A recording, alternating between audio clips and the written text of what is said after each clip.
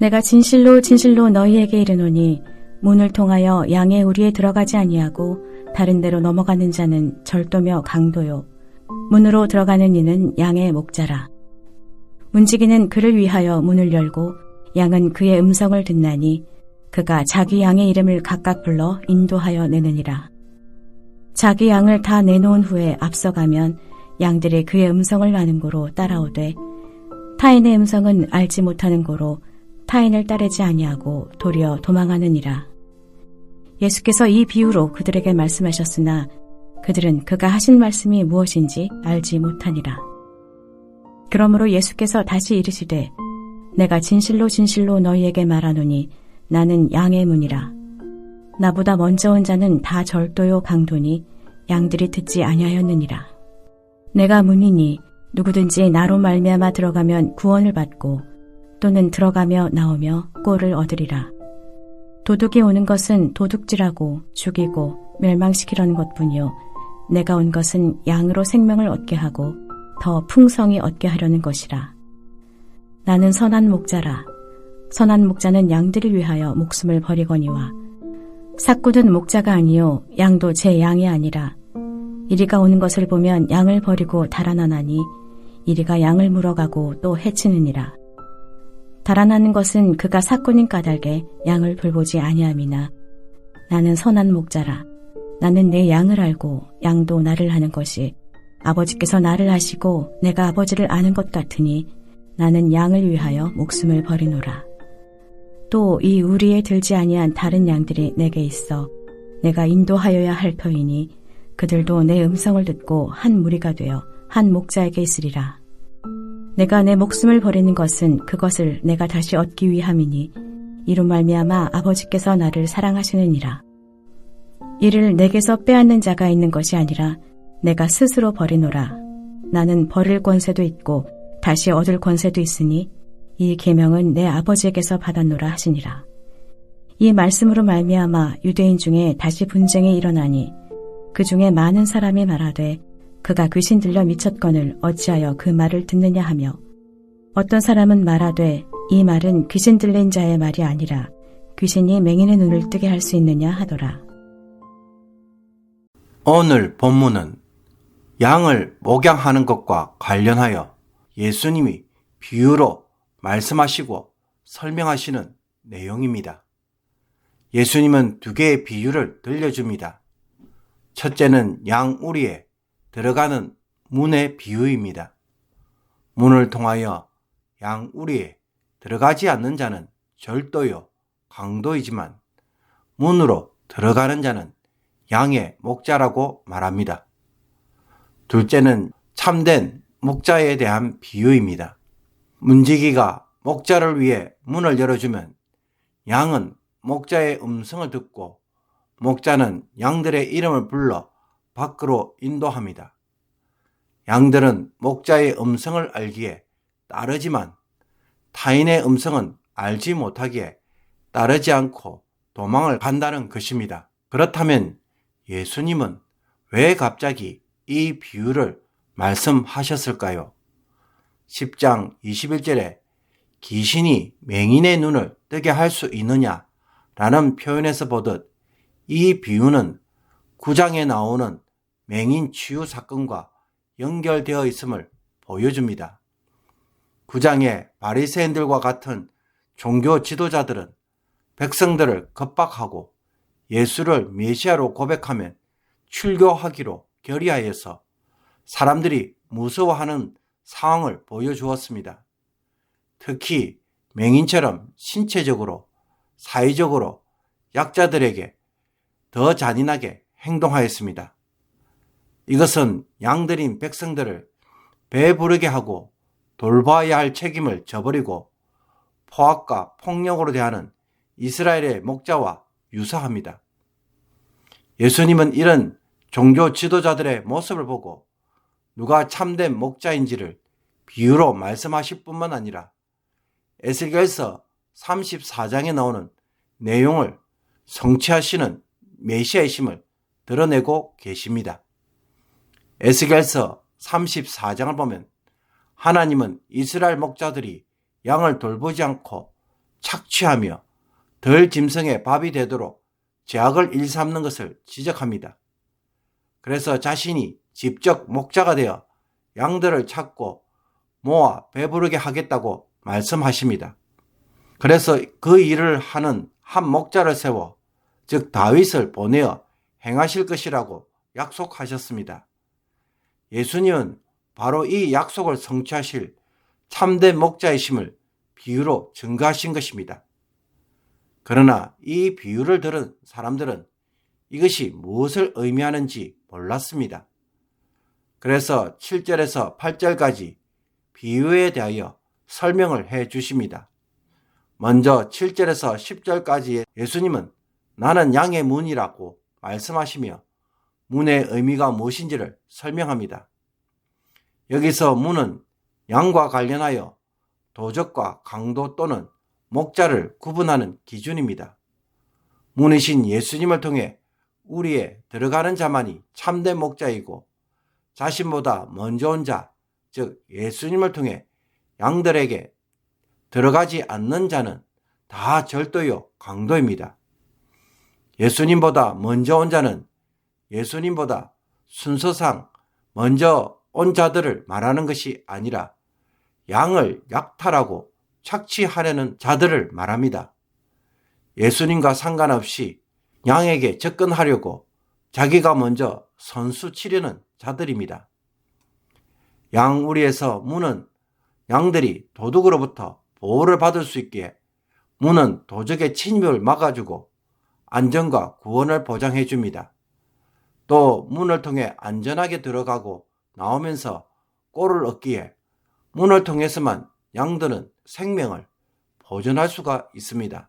도둑들은 양들을 도적질해서 죽이고 멸망시키는 것과 달리 예수님은 양들로 하여금 구원하여 주셔서 죄와 심판이 아닌 하나님 나라에 들어가게 하시며 새 언약을 통해 하나님의 생명을 얻고 보호받을 수 있도록 해 주신다는 것입니다. 둘째로 11절에서 18절까지 예수님은 나는 선한 목자라고 설명합니다. 양을 돈벌이 수단으로 여기는 삭군과 달리 예수님이야말로 선한 목자로서 양들을 위해 목숨을 버리신다는 것입니다. 삭군은 고용되었기에 자기 양들로 여기지 않으며 일이 즉 늑대가 오면 자기가 살고자 양들을 버리고 도망갑니다. 그러나 선한 목자는 자기 양들이기에 목숨을 던져 양을 지키는 일을 한다는 것입니다. 여기서 목숨을 버린다는 것은 예수님의 십자가 사역을 의미합니다. 사람들이 죄와 사탄의 세력에서 해방되고 하나님 나라와 새 언약 관계에 들어가도록 십자가에서 죽으신 것입니다. 그리고 예수님은 하나님과 예수님이 서로 잘 아는 것처럼 예수님도 자기 양들을 알고 양들도 자기를 잘 아는 친밀한 관계를 가지고 있는 선한 목자라고 말씀합니다. 심지어 여기에는 이 우리에 들지 아니한 다른 양들, 즉 나중에 제자들을 통해 믿게 될 자까지 인도하여 한 무리가 되어 한 목자에게 있도록 하시는 진정한 목자라고 말씀하고 계십니다. 끝으로 예수님이 자기 목숨을 버리시는 것은 다시 얻기 위해서라고 하시면서 장차 부활하실 것을 미리 비유 설명 속에서 암시합니다. 부활을 위해 예수님은 자기 목숨을 기꺼이 버리시는데 그 이유는 하나님이 자기를 사랑하기 때문이라고 말합니다. 그리고 하나님께 받은 계명을 따라 예수님이 행하시지만 그것은 자발적으로 선택하셔서 순종하시는 것임을 알려줍니다. 그렇다면 이 예수님의 비유와 말씀을 듣고 난 뒤에 보인 유대인들의 반응은 무엇입니까? 예수님의 말씀에 사람들의 의견이 갈렸습니다. 어떤 이는 그가 귀신 들려 미쳤거늘 어찌하여 그 말을 듣느냐라고 반응하였고, 다른 이는 이 말은 귀신 들린 자의 말이 아니라 귀신이 맹인의 눈을 뜨게 할 수 있느냐라고 하면서 서로 나누어졌습니다. 여기서 예수님을 대적하는 유대인들을 보면 예수님의 말씀과 행동으로 판단하는 것이 아니라 자신들이 기대하는 메시아의 모습을 걸어놓고 여기에 맞지 않으면 무조건 적대적으로 반대하는 것을 보여줍니다. 맹인처럼 예수님의 말씀에 순종함으로 체험하는 것이 아니라 자기 생각과 교리, 논리를 더 믿고 신뢰하는 것입니다. 양우리의 문과 목자 비유에서 보듯 예수님은 에스겔서 34장의 예언의 말씀을 성취하러 오신 진정한 목자이심을 밝히 드러내셨습니다.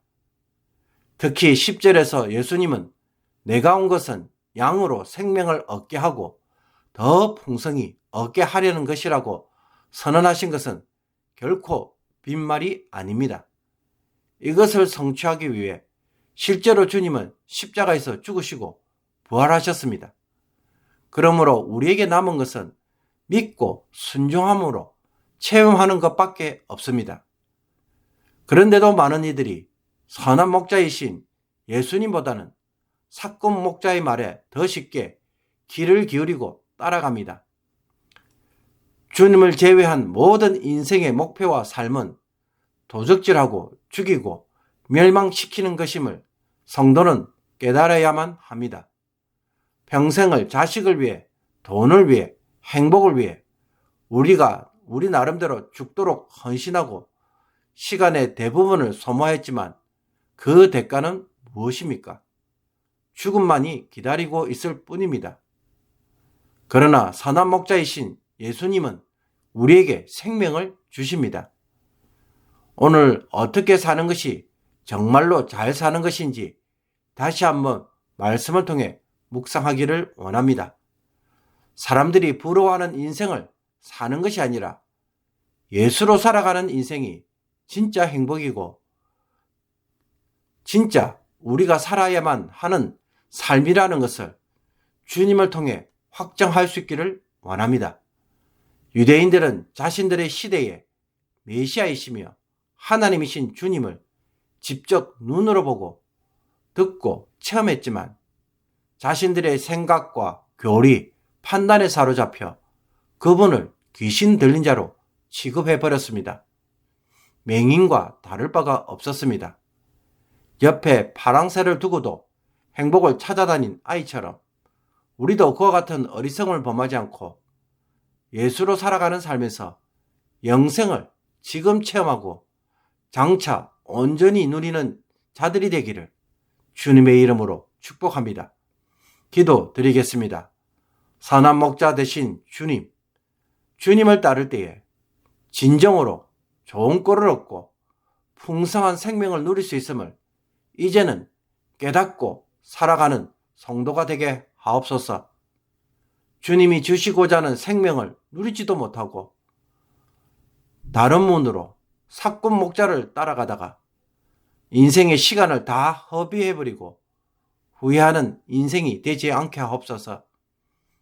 예수님으로 사는 삶이 얼마나 풍성한지 매일 순종하는 일을 통해 그 기쁨을 누리게 하여 주시며 새로운 삶이 열리는 은혜를 오늘도 주옵소서. 양들을 위해 목숨을 버리시기까지 사랑하시는 주님을 위해 우리도 주를 위해 생명을 기꺼이 드리는 자리까지 나아가게 하여 주옵소서. 주님과 순전한 사랑의 관계를 세워가는 성도가 되게 하여 주옵소서. 하나님과 주님의 관계처럼 저희들도 주님과 깊은 친밀한 관계를 누리는 자들이 되게 하여 주셔서 주의 음성을 듣고 분별하는 이 시대의 성도가 되게 하옵소서. 예수 그리스도의 이름으로 기도하옵나이다. 아멘.